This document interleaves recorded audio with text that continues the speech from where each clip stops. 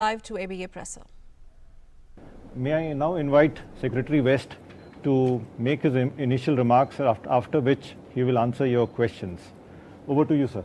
Thank you, Anurag. Friends, the 15th India-EU Summit has just concluded. It was held in virtual mode and attended by the Prime Minister of India, Shri Narendra Modi, the President of the European Council, Mr. Charles Michel, and the President of the European Commission, Ms. Ursula von der Leyen. Our External Affairs Minister, Dr. S. Jaishankar, our National Security Advisor, Shri Ajit Doval, and the EU High Representative for Foreign and Security Policy, Mr. Joseph Borrell, also attended the summit. Our relationship with the European Union is a very active one. It covers virtually all dimensions: political, economic, security, trade and investment, environment, research and innovation, and culture, underpinned by strong people-to-people ties. The EU is our largest trading partner for goods, with trade exceeding $100 billion. We also have a large services trade of approximately $40 billion. The EU is one of the largest investors in India, with cumulative investment of over $91 billion. The EU is also an important source for technology, innovation, and best practices. The summit was held in a very cordial atmosphere, marked by mutual respect and appreciation between the leaders, which has been a hallmark of past interactions between them. The discussions covered joint response to the pandemic, strengthening the India-EU strategic partnership and its various dimensions, as well as our convergences and our collaboration on the global arena, covering multilateralism, international organizations, and contemporary developments. In the context of the pandemic, both sides recognized the value of a joint collaborative response at the global level. Prime Minister appreciated the European Union's Global Coronavirus Initiative for accelerating access to COVID-19 tools, vaccines, treatment, and diagnostics.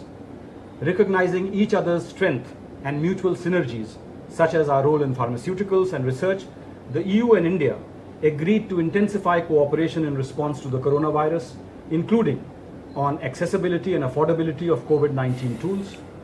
Both President Michel and President von der Leyen greatly appreciated the timely assistance provided by India in terms of supply of medicines to EU countries. They sought India's active engagement in the initiative of universal and affordable vaccines for all. The leaders on both sides affirmed their strong interest and full commitment to develop the India-EU strategic partnership to new levels. They adopted the strategic partnership roadmap to 2025 as the new framework to upgrade the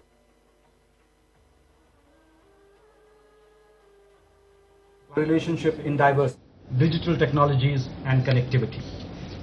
The joint statement adopted by the leaders, and which has already been put on the MEA's website, summarizes the conclusions of the summit meeting.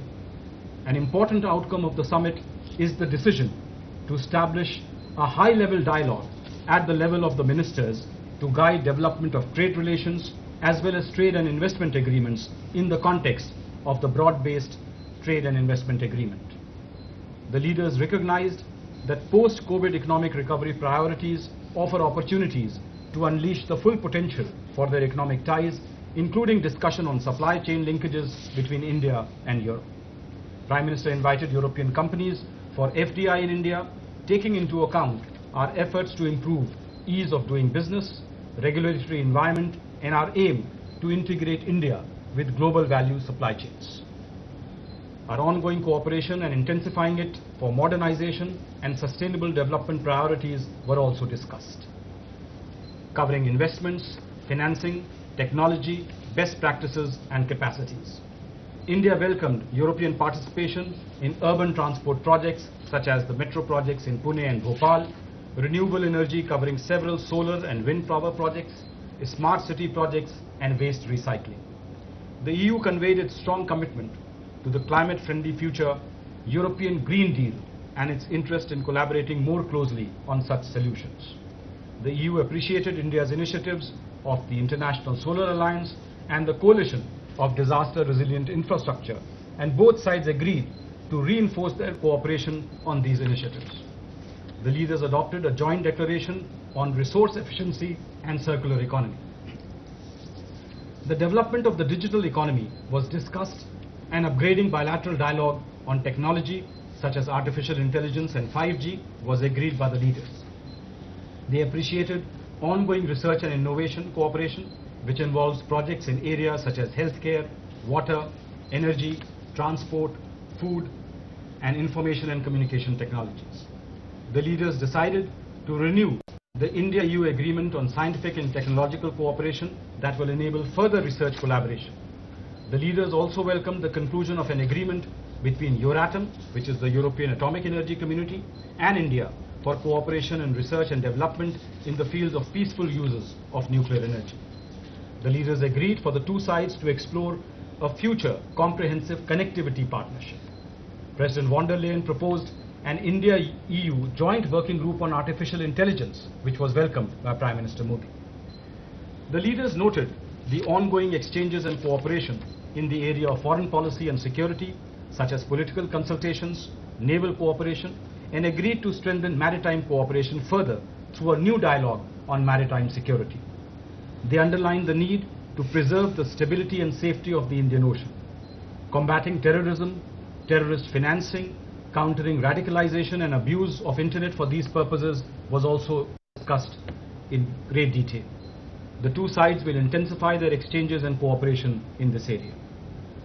The leaders discussed the contemporary global environment and the need to strengthen multilateralism and joint coordinated responses based on dialogue and cooperation and respect for a rules-based international order.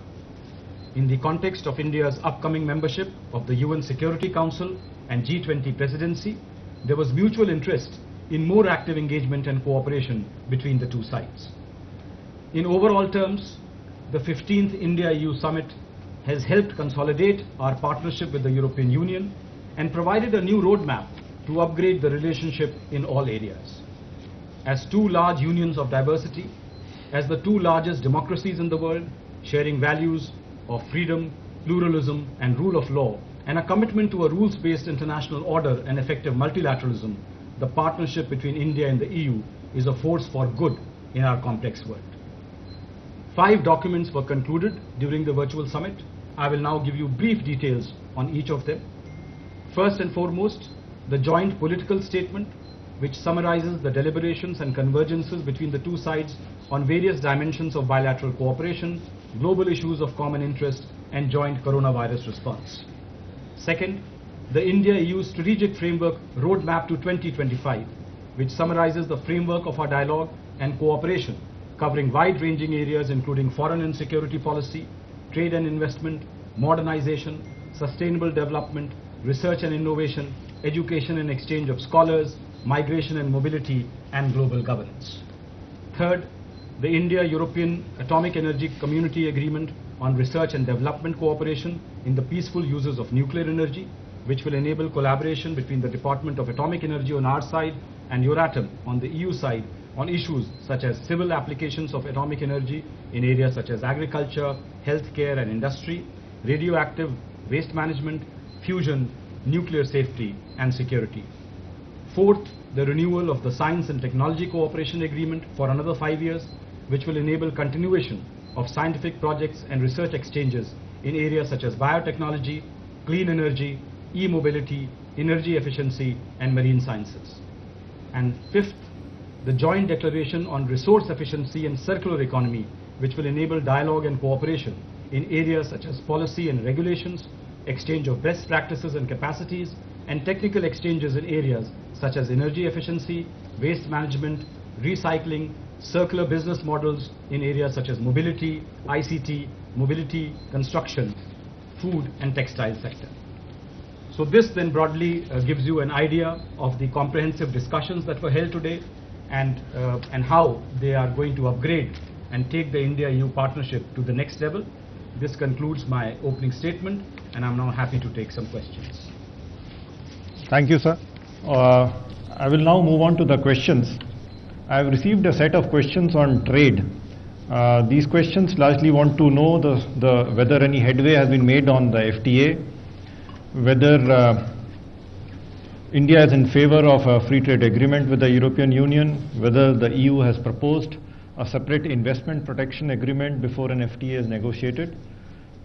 Similar questions have been asked by Jomi Thomas from Malayalam Manorama, Shankar Kumar from India versus Disinformation, Maha from News 18, Athar from Times Now, Kamaljeet from Aaj Tak, and Manas from PTI. Would you like to respond to these, sir? Yes, I think all of them can be clubbed together, and I can give a combined answer to the various queries that have been raised concerning the broad-based trade and investment agreement. Now, as you know, India and the EU have held negotiations on this broad-based trade and investment agreement for quite some time. But since 2013, those negotiations have not really taken place. So after the taking over by the new European Commission in December last year, our Commerce and Industry Minister and the EU Trade Commissioner have met, and they have exchanged readiness to engage on the matter. The leaders discussed it at our summit today in the context of the post-COVID economic recovery priorities on both sides, interest in the diversification of supply chain linkages, strong emphasis on both sides for realizing the full potential for trade and investment ties between India and the EU, and addressing trade-related issues on both sides.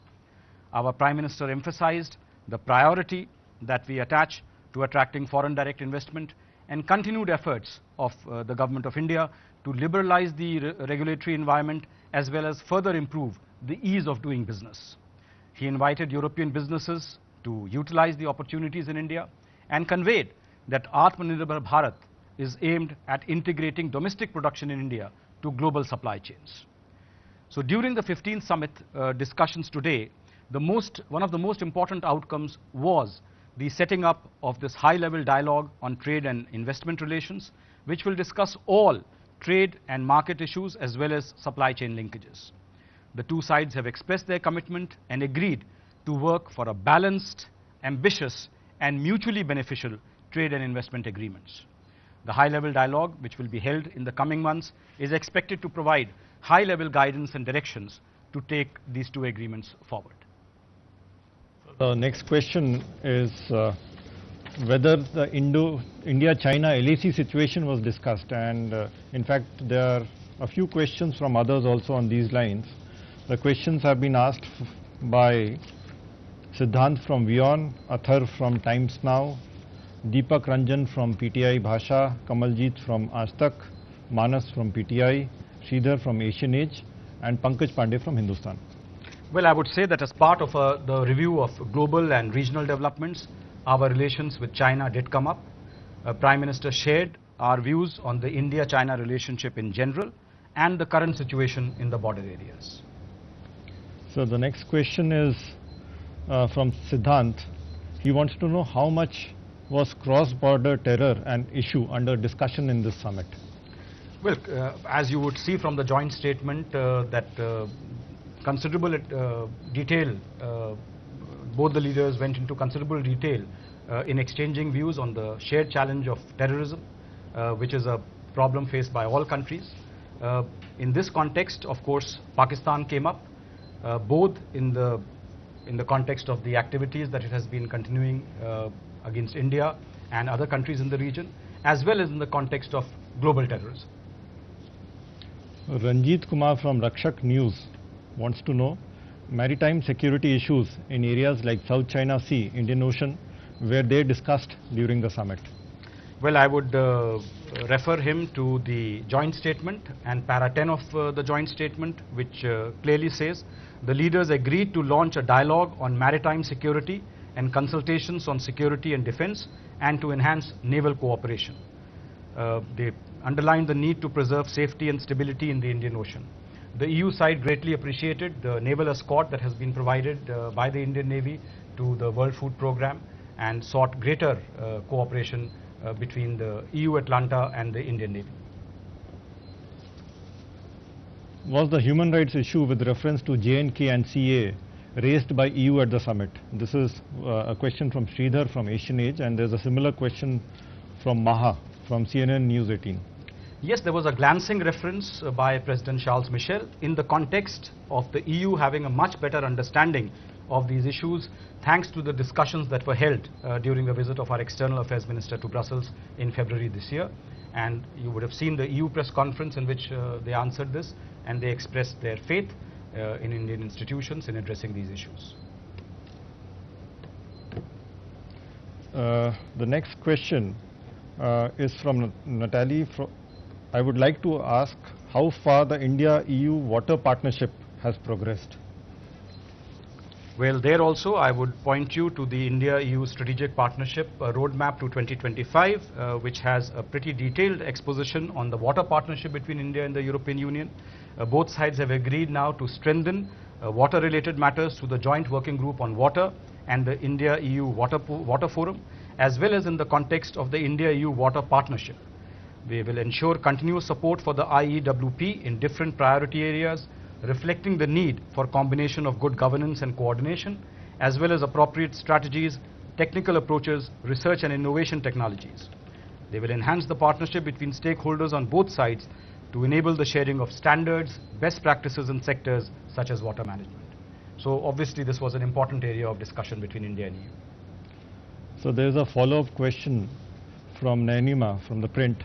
Was there any discussion on defense procurement from EU by India? There was no great detailed discussion on this particular aspect, but both sides did agree on the need to scale up the defense partnership between India and the EU. And as you know, top officials from the defense side had visited India in January this year, and some good discussions had been held at that time. There's another follow-up question on the BTIA from Elizabeth Roche. Is there a time frame set for conclusion of the BTIA? There is no time frame set for the conclusion of the BTIA, but both sides have agreed that the two ministers who have now been mandated to take this discussion forward should meet as early as possible, hopefully in the next few months. I don't see any further questions. So this concludes our briefing. Thank you very much for joining, and thank you, sir. Thank you very much.